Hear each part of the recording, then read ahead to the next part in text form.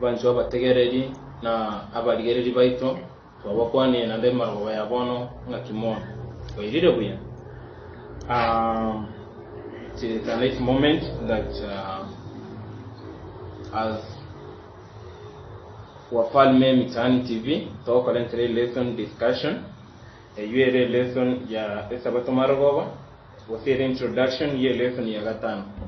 Ono to kwari an kegima obe amonaitwe we wa monaitwe ande kora twara point yende kora twara comment akonde na wo comment abo afi channel yeto afi comment section egere to yete ande to cha kole lesson lit kolia teach tumatano egere na boto konyaira ndani ya maswali ya yon wasa komentera kwao na boto capture ende egere tunyare kwena na lesson yigo tunyare konyeigwa asobwagare na asobwikera nkegima nyuma tutarachaka ntorino yo minto gaiga asa marita nchengo kumumanyi manyi junior oyo minto na tokwatrana nera amos mungara pone lesson to gochiko osoma usito soma ya lesson ya gatano ninge goteba tasomo weke nyamorero dealing with death. My friend, what do you understand by dealing with death?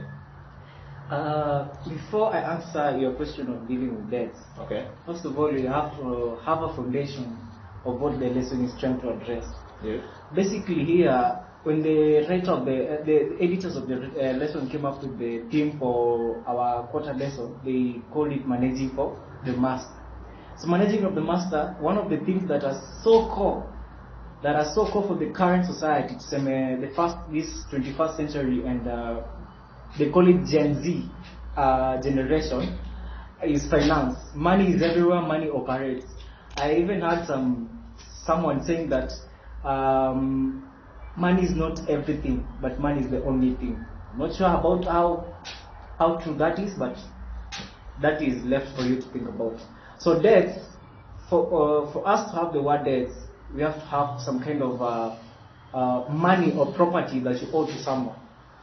Something that you saw that you own, that belongs to someone, that you borrowed and you need to return it, maybe with interest. So debt, from a dictionary definition, they define debt as owing a certain amount of money to someone. But this lesson defines debt as living today on what you expect to earn in the future. Okay. So when this lesson is giving us the subtopic dealing with death, it basically tries to engage us into understanding what are debts, what is the take of God on debts, and us as human beings, is it good for us to be indebted to someone else or to be indebted to the current places like financial institutions, say the higher education loan board, the bank institutions that we're having over Kenya, and how can we manage if in any case we are indebted towards certain people? So I'll let my brother read the key verse of today and continue with the discussion. Okay, the key verse is from Proverbs 22:7. Inasema, the rich rules over the poor, and the borrower is a servant to the lender. The Bible is trying to tell us kuwa wale wenye utajiri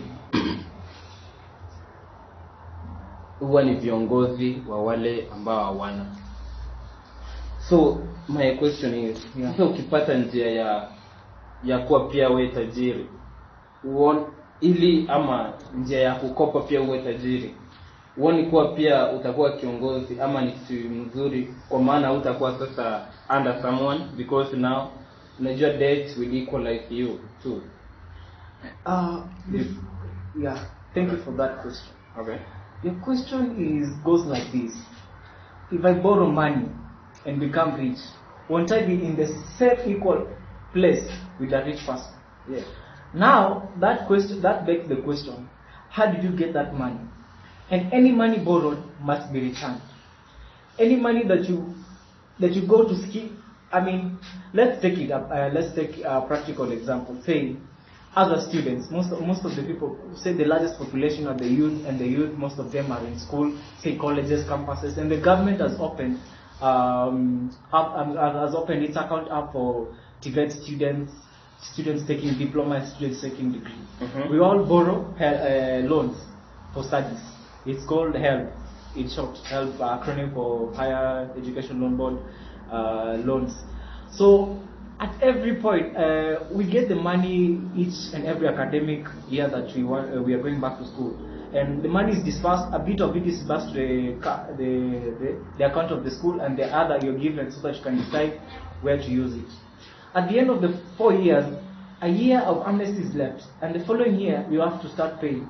They get to send you money. They get to send you messages telling you to pay back their money. Sure. So when you have debt and you're living in debt, it's wrong, because that money you're living on is borrowed, and God does not discourage, and God does not encourage the people that the people that belong to Him to be in debt.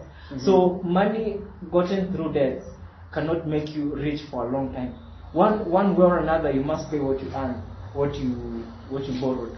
So the book Proverbs chapter 22 verse 7 that says the rich rules over the poor and the borrower is the slave of the lender, basically says, when I borrow money from you, I become like a slave to you.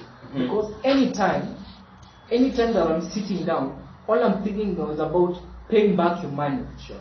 Some of the people like money back with interest. And that's now when the pain is. Now I'd like Momanyi to